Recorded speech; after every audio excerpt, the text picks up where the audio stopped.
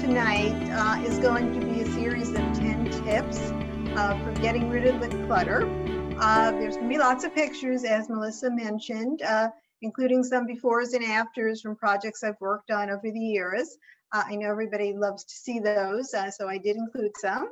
I want to keep tonight's presentation as interactive as possible under the constraints of using Zoom. So I will be asking some quote unquote like survey kind of questions as I go through the presentation. And I just would like you to, quickly type your response into the chat if you have something you'd like to contribute. I'm going to try to hold all the regular questions until the end so that we can see each other because it makes for a better conversation to address those questions. So let me just ask, this is the first survey question. So how would you feel if you didn't have any clutter in your home at this point, whether it be your home office, your kitchen, a bedroom, whatever space in your home might be a little bit cluttered at this point? If you could clear all that clutter, how would it make you feel?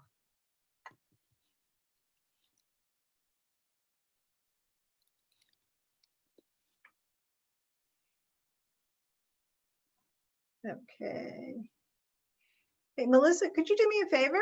Sure. Could you just tell me what it's saying in the chat? Because I've got so many things to look at. Yeah. It's kind of hard to monitor it all. Unanimously, we have free, great, lighter, free. So it sounds like it would be liberating. Yes, most definitely. Okay. Okay, well, thank you everybody that contributed. Okay, so let me move right on. So when you take care of take command of your space, I should say, you can really enjoy the benefits. So taking command will give you that sense of freedom that everybody was mentioning. In addition to that, you'll have more control. You'll be calmer and more focused. So there's a lot of positive to gaining control of your space. Just a little bit about me, just so you have a sense of the kind of work I do. I work with clients to do this very thing, to declutter.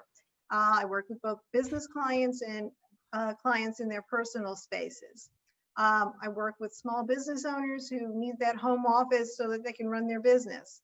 I work with retired executives who are in transition to the next chapter in their lives and need to integrate filing systems, information, both information from their former jobs with personal information. And I just did this recently for a client who is a retired manager in the financial services world. And she came home on her last day of work with 4 huge boxes of paperwork that now needed to be set up into a filing system in her home. Some of it was going to be paper and some of it was going to be digital. So it was a matter of setting up 2 systems that would work together for her. I've worked with individuals who have cluttered closets, and then there are companies with cluttered storage rooms and common spaces. And it's important to note that clutter isn't only the physical stuff that we think of typically when we think of clutter. It also is our to-do lists and our calendars, which get really bogged down with all those tasks that we just keep saying yes to. I have a client that does this all the time. Every time somebody asks her to do something, she says yes, invariably. And so we're always talking about how to manage her to-do list because, as you can imagine, there's just never enough time to do everything she has on that list. We are living in a time of fairly high anxiety. So our environment really is the one thing we have control over, which helps to reduce some of that anxiety. So I encourage you to take charge of your space, regardless of which space it might be in your home or office, and just get the clutter under control because you'll have a better organized space and a little bit less anxiety on top of it all. And by clearing the clutter, you'll have a dedicated space that will have a specific function that's, I should say, geared towards a specific function or activity, like your home office or maybe your clothing closet. You'll have systems in place for managing it because that's all part of dealing with the clutter. And if you have all this, you have that control over your environment that I was talking about earlier. And that'll support all that you're trying to do. So think of this as a really short-term investment that has a long-term impact. Okay, so tip number one, be systematic. So another survey question, just so I have a sense of what spaces you are thinking about working on. What space in your home, or if it's an office, needs decluttering?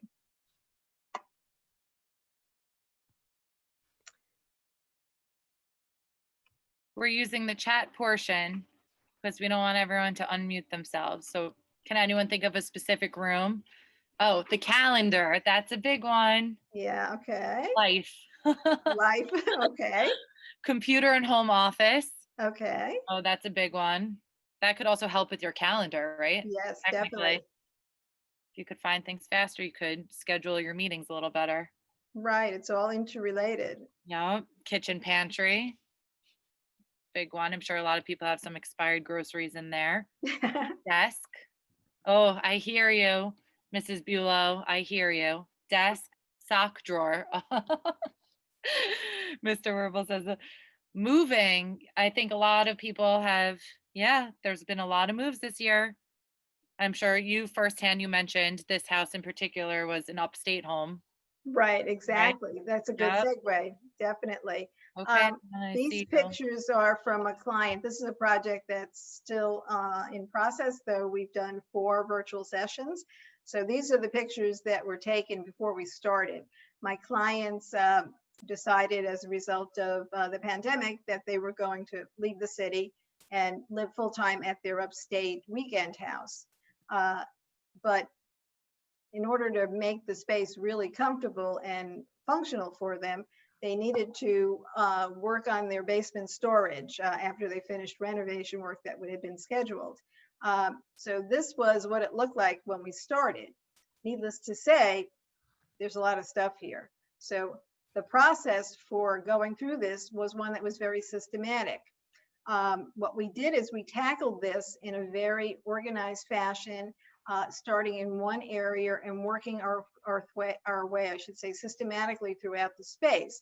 I want you to think about this part of the process specifically with this frame of reference. This is what you don't want to do. You don't want to be that ball in a pinball machine that's bouncing off of the bumpers and off the sides of the machine, randomly hitting everything in its way. Because if you tackle decluttering that way, you'll get really overwhelmed, very frustrated, and then you'll just give up before you make any progress. So in terms of the sorting and purging that we were doing in this particular project and just in general, it's a matter of making these systematic passes through the space, starting at one end and working your way to the other. Think of it as like a 1-2 punch. So the first pass is the real quick pass with the easy decisions. Anything that you know doesn't belong, that you don't want, you don't need, it goes in that pass. The objective is to keep shedding the layers so that you can see the trees from the forest. And as you go through the passes, depending on the level of clutter, obviously this one is significantly cluttered, but if you have a lot less clutter, you're not going to need that many passes before you get to the point where you've shed everything that you no longer need. So that's really what being systematic is all about. Of course, take before pictures when you're tackling a project, especially one like this, because they're a good frame of reference once you get done, so you can see your progress and see the results and be able to compare and know that you really made a dramatic change to the space. Okay, tip number 2. Okay, so as I said before in the previous slide, we need a process. Once you have the process, you want to create a simple plan of attack.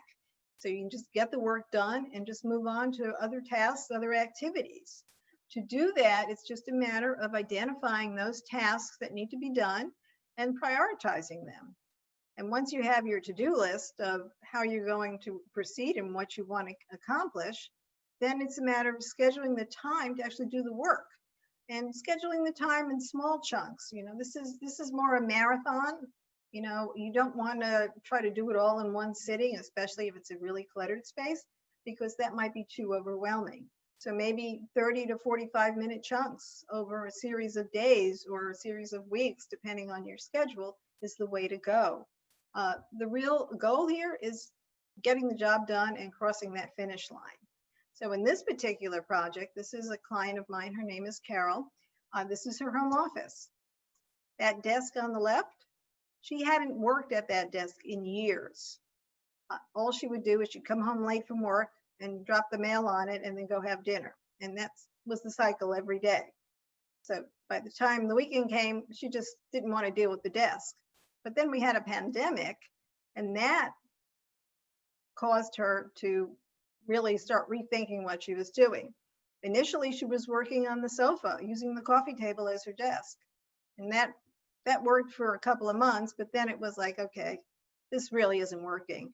So she and I did a virtual session, and we created a plan of attack for clearing the desk off, for corralling the papers that represented things she needed to do, whether it be phone calls or bills to be paid or whatever it was, into an accordion folder. So every time something new came in that she had to address, it now had a home. So we created a list of other tasks to do. At the end of the session, she had a short list to work on. And within 2 weeks, I got an email from her, and the first line said, "I am typing this as I'm sitting at my desk. It is completely cleared off, and I'm very, very happy." So as you can see, it's just a little bit of time and effort, and a simple plan can get you to where you want to go. I like the ask me about my dog sign on the desk.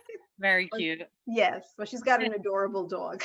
Oh, Okay, so number 3, decisions. Clutter really is an obstacle to getting started because we see it and it's like we don't want to deal with it. And it's actually the result of not making decisions. I frequently hear from clients, I don't know where to put, and you can fill in the blank. It could be books, it could be files, it could be papers, it could be supplies, and the list goes on. I don't know where to put these items, so I just put them down wherever. So it could be on the floor, it could be on a surface, whatever, they get dropped and everybody goes along their way. But the piles keep multiplying, which becomes more of a problem.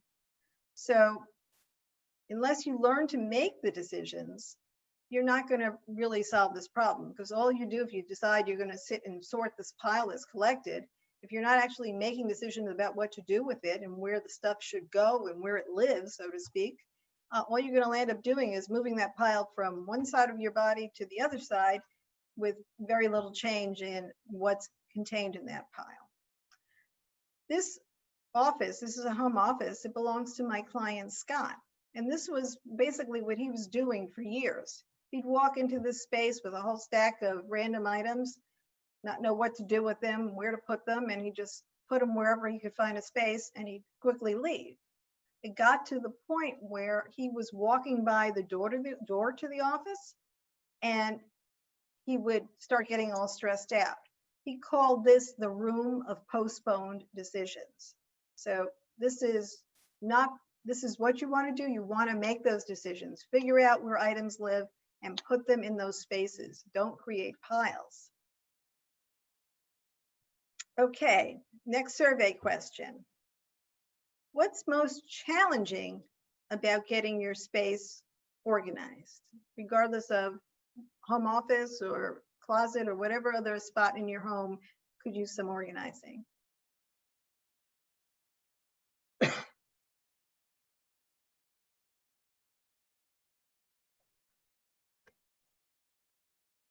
Melissa, do we have any new responses?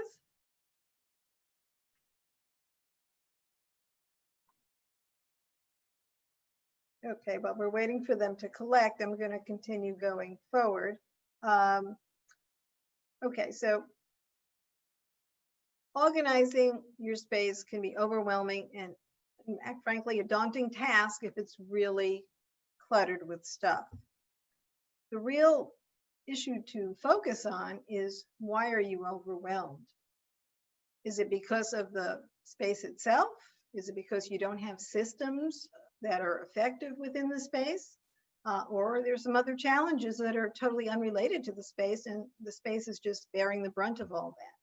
So figuring out the answer to this question is very important. This is a home office for my client, Diane. Now, Diane, in her rest of her life, has no problem with organization. You know, she's on top of stuff, everything's organized, she knows where to find it, she knows where to put it. But this home office, for whatever reason, was an area that she had major challenges with. She used the space for work as well as for her hobby. She's very creative, and she had lots of arts and crafts types of projects she was working on, and the related materials and supplies relative to those projects. So as you can see, the space, if you look at the picture on the left, we've gotten kind of cluttered with a whole bunch of different items. So the clutter in her case was really creating lots of chaos for her and totally overwhelming her. And it got to the point where she couldn't deal with it herself. She was almost paralyzed by it. She couldn't figure out what to do with anything and how to move forward. And that's when we connected, because she recognized she needed some assistance in dealing with this project. We scheduled virtual sessions, and in 4 sessions, we actually finished this project. And now she tells me life is good. And whenever I check in with her, that's the first thing she says, because she's able to maintain the space. She's got her little corner where their chair is, where she's got her printer, and all of her work-related reference materials, as well as her papers. The right-hand side of the space is where she does her craft work. So she's got plenty of room to spread out, and she's now has a place for all those supplies, so they're not strewn all over the place or in multiple places. Okay, so let's continue.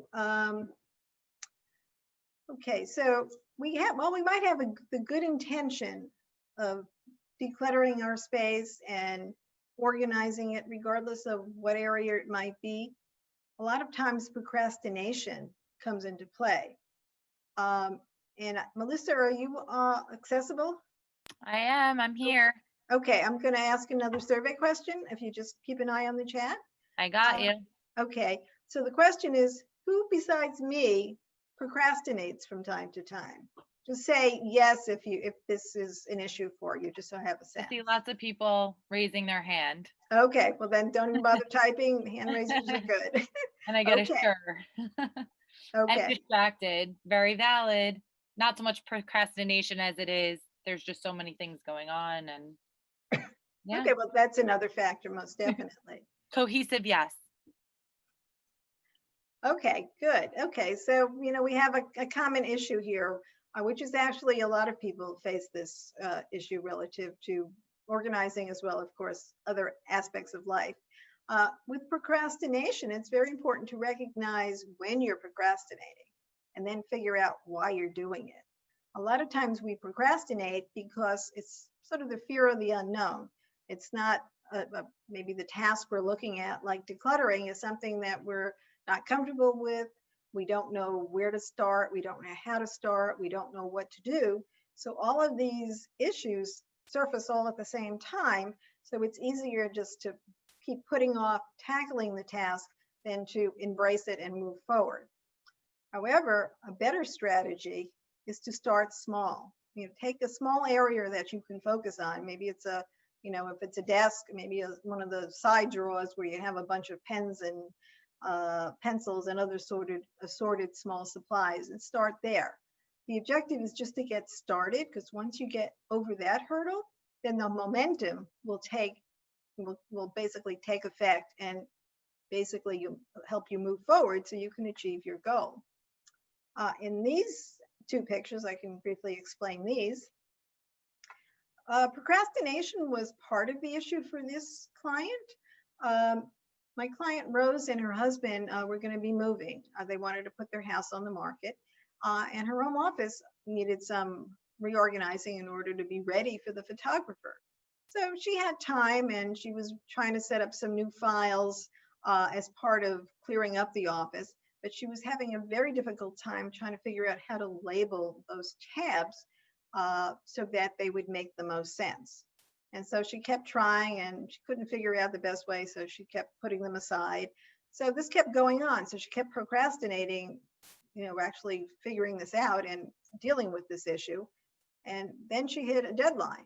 The photographer was supposed to come the following week, and now she had to get this dealt with. So we scheduled a virtual session, and the things we focused on were creating the labeling for those particular files she was having difficulty with. She was also having issues with the amount of, or the number of months of certain bills she needed to keep. So we created a retention guideline procedure for that. We decided she should only keep 3 months at any one given time in paper form, and the rest of it would get shredded. And then she had lots of magazines. I don't know if you can see them in the left-hand picture, but she canceled a bunch of subscriptions, and we set up a one in, one out policy, so there would be less coming in and out of the space on a monthly basis. Okay, tip number 6. Here's another survey question. Melissa, if you just eyeball what's going on for me. So how many people here are paper people? You can just raise your hand and Melissa can just be my eyes. Harmony is very paper oriented. Davina can vouch for me. Lots of Okay. papers. If you want to stop by the office. Okay, well, I'll come by and visit at some point. Thank you. Okay, so we have Harmony.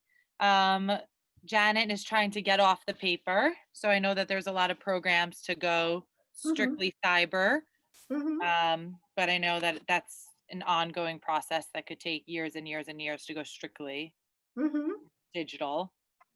So definitely some papers involved.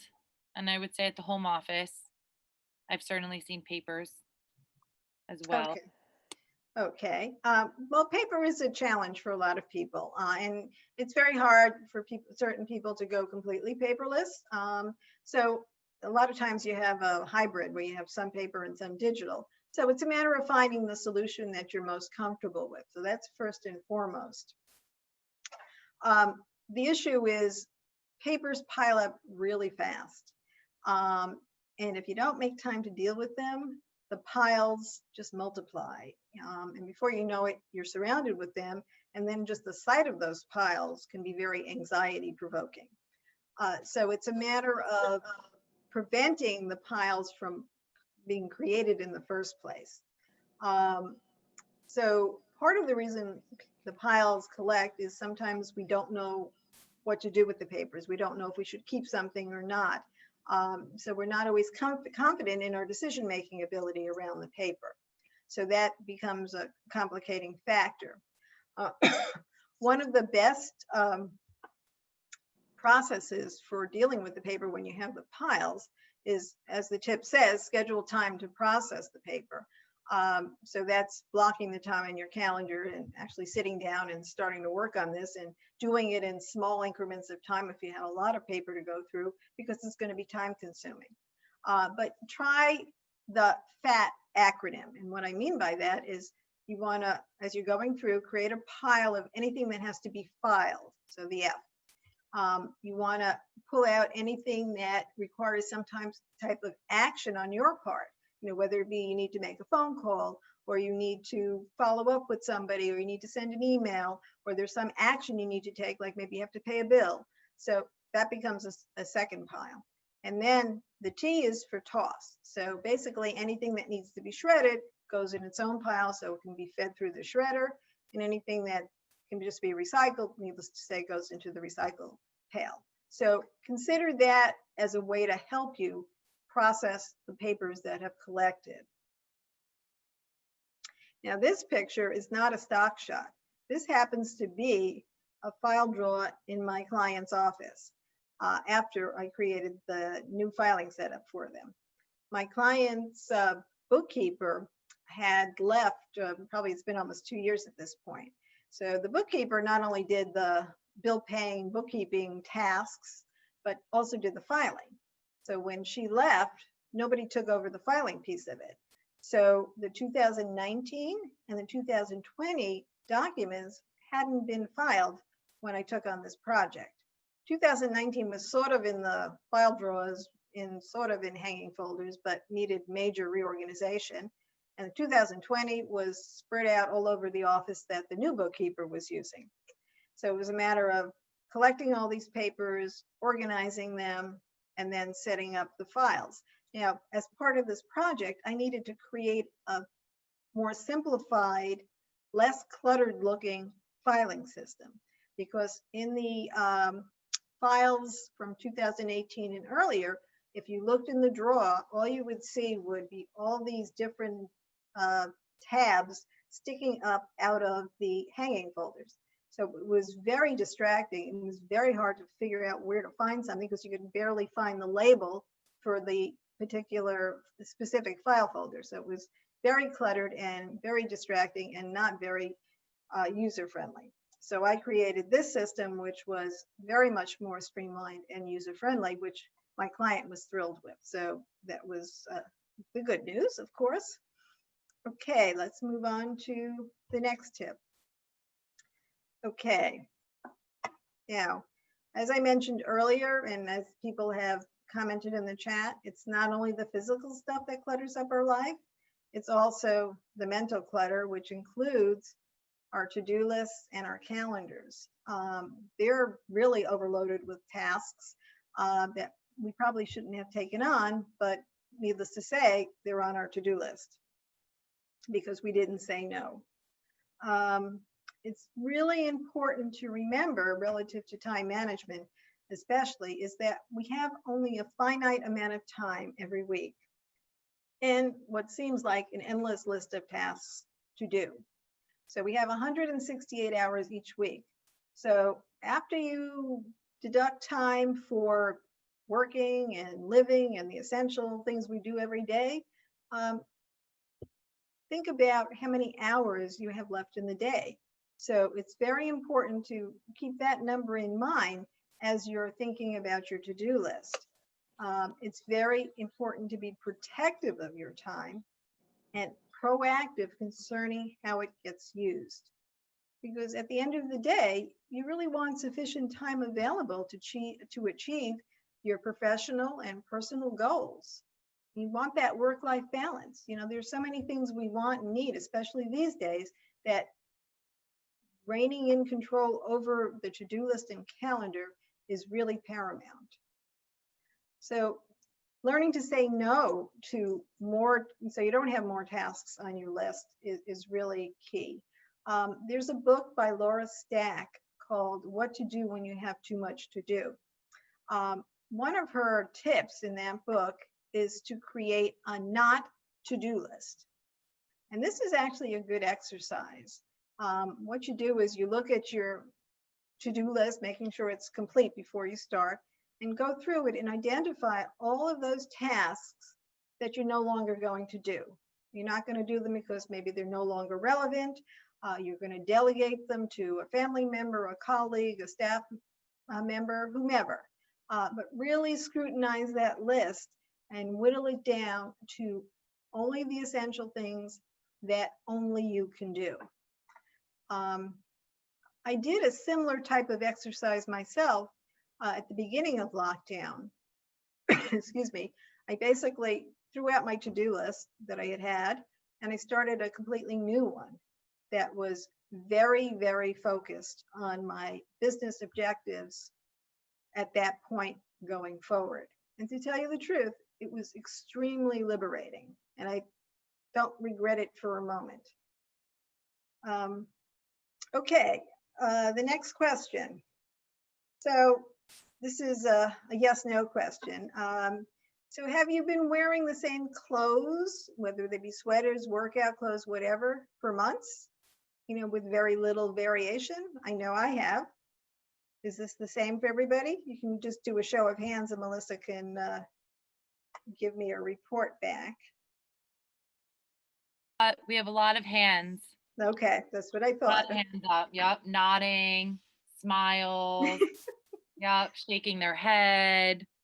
Yeah, seems Okay. like there's lots of untouched sweaters.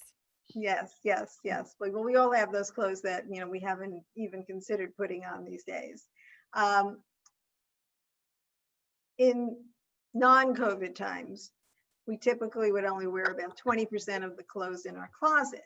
So we'd want to focus on the 80% if we're trying to make some space. These days, it's a little more challenging since we're only wearing a very small percentage of our clothing, though it still doesn't mean we shouldn't go through and try to clear out and make some room. When you're doing this, consider when you last wore a specific item. And I know that's kind of difficult these days because we're not wearing so many of the clothing that we would normally wear. But even look at those items that you're wearing from week to week. Is it time to retire some of them and then take some of the other items from your closet that you haven't worn and start wearing them more frequently? So look at how you can shift things around based on the current climate and current issues we're facing. Of course, when you're going through your clothing, looking at what fits, what doesn't fit, what you still like, because that's really a key variable. And since it's the winter now seems to be finally here, and we're at the official change of season, you could look at doing the following exercise for the next matter of months and reverse the hangers. So what I mean by that is everything that's hung up in your closet for winter, reverse the hangers so that the opening of the hanger is facing you. So leave them that way, and as you take items out to wear and you're putting the hanger back, putting them back in the closet on the hanger, put the hanger in on going in the right orientation. So then at the end of winter, when we hit March or sometime around then, when it's time to start pulling out some of the winter clothes that you're not going to be wearing, see what you've worn and what you haven't worn, and use that information to help you make some other decisions about what you might want to part with at this point. And I mentioned to Melissa, I have a list of 20 questions to ask yourself as you're trying to make decisions about what to keep and what not to keep related to your clothing. So if you'd like a copy, all you would need to do is email me, and my email address is on the final slide. Just very quickly about this is my client Patty's closet. She actually did the decluttering in her closet, and I went in and I did the organizing piece of it. As you can see, there are quite a few pairs of shoes and boots, and everything. Basically, I created zones for different categories. Like this area up here is all boots. There are shelves down here for the shoes that are worn most frequently, and the stacks went on and on for the other different categories of shoes. And in the hanging sections, this is a double barred section. So there were jackets and sweaters, there were skirts below it. This is a full length clothing section, so for dresses and other things that were very long. So on to slide number 9.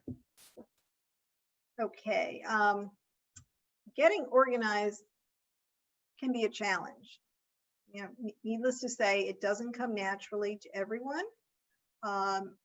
So the good news is that you can actually learn some skills around getting organized. So that's the good news. This can be learned. It just takes a little time and effort to learn those skills and for them to become habits. So I encourage you to get help, when needed. Help can be from friends, it can be from family, it can be from somebody like myself, depending on what your needs might be. Accountability is key when you're tackling a project on your own, though. I would really encourage you to have an accountability partner, somebody that is aware of, the closet you're trying to organize or the desk you're trying to get whipped into shape, so that they can be supportive, they can be curious about your progress, which will help you stay on task so you complete the project and get the space organized, and they'll celebrate with you once you're done, because at the end there's no reason not to celebrate. Amen. Okay, and tip number 10. So once you've gone through and you've gotten your space all organized, you have to maintain it. That's really what it's all about, because you spent all this time and energy and effort to make a change. So maintaining it is key. So you want to spend minimal time maintaining it, but you do have to spend some time doing it. It's not going to just happen all by itself. Because as I mentioned earlier, the piles have a way of just sprouting up around us and multiplying really quickly. So in terms of maintenance piece of it, I would suggest knowing your clutter tolerance. I know for myself, I will do a quick sweep daily because I don't like clutter. I have stuff, but I don't like clutter. So I'll go through and quickly clear my desk at the end of every day. And, you know, other parts of my apartment, I'll do the same thing in. If your tolerance is different than mine and you don't mind it, maybe you have to do this twice a week. So that this should take no longer than maybe between 5 and 15 minutes at most to just maintain the space so that you don't have to spend a lot of time going through and doing a whole nother decluttering round. And make this a team effort. If you have family home with you, if you have children at home at this point, make it into a fun exercise. Set a timer, you know, make a game out of it, play some music, and then celebrate when everybody has finished their respective tasks. And just a little bit about this picture. This is relevant to involving the family because getting organized is actually, those skills are good for children to learn at an early age. This is a storage closet in my client's apartment. I was there one afternoon to reorganize it. And at that time, her 6-year-old son happened to come home from school while I was just getting started. Well, he saw what I was going to be working on. He immediately ditched his friends who were there for a play date, and he sat down and he helped me. So we worked for 2 hours on this closet, reorganizing all the craft supplies and other items that were stored in here. And I would get his input in terms of, you know, prime real estate, in terms of those items he used most frequently. I wanted to leave them on a shelf where he could reach them. I asked him about labeling, you know, what should I call this, you know, markers, or should I call this, you know, colored pens, you know, things like that, so that he was involved in the process, and he was very good at the organizing piece. So he had very good skills for a 6-year-old. But that's just a perfect example of he's a mini organizer in the making. Yes, most definitely, most definitely. Okay, so in wrapping up, let me just talk quickly about this closet. While this might be the kind of walk-in closet organized in a fashion that some people will really covet, others, it might not be the best solution. So you have to find the solution that works best for you. This is actually an actual after picture. I was asked by ABC News to work with a woman to organize this closet for a piece they were doing on a spring decluttering story. So just very briefly, the woman was divorced. Her son was applying to college. The rest of her house, which was rather large, was immaculate. The closet was where everything went crazy. This room, this closet was piled high with clothing. So we had to clear it out. We had to organize it. There were 6 huge bags of clothing to be donated. There were, you know, at least that many, if not more. So basically, this is what the end result was, and this is what she wanted, which is what we delivered for her after about, I guess, 4 or 5 hours of work. So I encourage you to take steps to gain control over your environment so you create a space that supports you in everything that you're trying to do. If you continue to put off gaining that control, consider the cost of not taking action. You know, you'll waste more time looking for stuff. There'll be more stress. There are more distractions. So this is really a short-term investment with a long-term impact. And so, I'm sorry. So I didn't mean to finish it up, and then there's some questions in the chat portion. So okay. Okay, I'll be done in 2 seconds. Okay, so basically, I'm here to support you. I'll address the questions that you have right now, and if you have other questions, you can feel free to reach out to me directly. So Melissa, I'm going to stop the share. Sure. Thank you so much, Stephanie. That was so helpful. And I mentioned to you during the walkthrough that even looking at the before and after pictures makes me feel better. Like there is hope for your desk. There's hope for your room. So Yeah. thank you so much. That was very informative and we very much appreciate the visuals. And I know that you had mentioned that if people want to access that checklist for discard or keep, Mhm. they could contact you directly because some people have mentioned in the chat that using that methodology is very difficult and discarding meaningful things is a challenge, or even things that might not even be sentimental. So just knowing what to keep or let go of. So I think that they could access that with you. And someone had asked if you could leave it on your website as well, if that's accessible. But It's not on my website, so it's just going to be, you know what, if I put my email address in the chat, would that be helpful? perfect. And tonight's program was recorded. So if anyone wants access to the program, it'll just be accessible for Harmony members on our virtual clubhouse. So they could use all your information as well on the slideshow. And then you'll place it here. And thank you everyone for joining tonight. I hope everyone has a lovely evening, is staying warm and safe and well. Please keep an eye out for all club updates. We have a lot of exciting things going on both virtually and at the physical clubhouse. There's a Bruce Springsteen exhibit on our hub. If you want to come check out the art that we have awesome photographs. You could come with a mask on. And if you want to have a beverage, just remove your mask in your own little sector in our expanded hub on the first floor. So thank you so much, Stephanie. I hope everyone has a fabulous night. And I look forward to seeing you on the screen and being in touch with all of you. So, hey, Melissa, sorry, can I interrupt for 1 second? Hi, absolutely. I'm popping on. Sorry, I thought I saw one question. I don't know if it was a question so much as a comment, but I thought maybe if there was still time for, I think Bob Werble had said something that maybe. Oh, thank you. Usable. May I have the email address again? It's Joanne. Hi, Joanne. Oh. It's Stephanie at theorganizingzone.com. And Thank you. Stephanie's with a PH. Can I ask? Have a lot of curious. Can I ask you a question? Sure. Can you, Stephanie? Can you recommend some places to donate things to? Years ago, there used to be places like Posh and all kinds of places to give things away. So I had the Real at my house, and they took a lot of things. But now I have so much stuff left over, and I don't know where to send it. Okay. Right now, it's a matter of just checking with the individual charities because, you know, everybody's got different challenges because of COVID. If it's just regular clothing, is that what we're talking about? Well, mostly designer clothing. Mostly designer, okay, because that's a little different.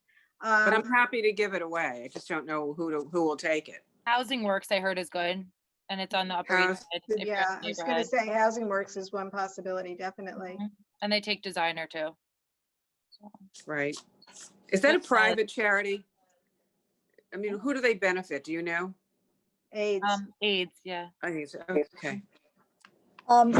Stephanie, Yes. hi, this is Joan Weinberg. I know that City Opera is accepting clothing if you bring it there. They're on East 22nd Street. And it benefits the City Opera. Mm-hmm. So maybe that's a possibility for someone. I don't know if it's design. I've never been there, so I can't say it's designer clothing, but they said they accept clothing. Does anyone else have any recommendations as to where to send things? I can do a little research if you'd like. If you just email me your contact, your email address, you know, send me an email so I could respond back. Can I send you a text? Text is fine. Thank you. Okay. Because I didn't get your email. That's why I was asking. Stephanie at Stephanie, what is your email? Stephanie at theorganizingzone.com. Thank you. Sorry, I don't want to beat a dead horse, but Bob Werble made a comment that was interesting to me too. No, Bob, I'm asking for myself too. He's shooing me away. It says sometimes the biggest challenge is deciding what to discard, things that are still usable, but that we hardly ever use. I have a lot of things like that too, Bob. That's why I'm insisting that we address this. Sorry, thank you, Stephanie. Well, the fact that you're not using them is, indicative that you don't need them. So now it's just a matter of figuring out what they are and, who could benefit from using them, especially if they're in, brand new or excellent condition. Yeah, I guess that's the hard part, figuring out who can benefit and then figuring out how to get the things to those people. Right, because a lot of groups aren't picking up these days any longer. You have to be able to get the stuff to them. So it all depends on what it is. If we're talking about clothing, there could be one group. If it's, physical stuff, if it's books, et cetera, it all depends, it depends on what the item might be. Right. Okay. Thank you. Sure. Any other questions? Joanne, I see a high five, like a raised hand. Not me. Not you? Okay, so we addressed that. All right. Okay. I think if anyone has any other questions, how to organize and declutter, you have Stephanie's contact information. If you missed it, please feel free to reach out, melissa@harmonieclub.org. I will forward the information of Stephanie to you directly, and keep an eye out for all the fun stuff happening here. Stephanie, we'd love to see you at the clubhouse one day as well. And Thank you for the invite. all right, I think we're signing off. Have a good night, everyone. Thank you so much for joining us in this evening's programming. I hope that you feel a little bit lighter now. Not yet, but maybe soon. Right, exactly. Thank you. Bye, everyone. Bye-bye.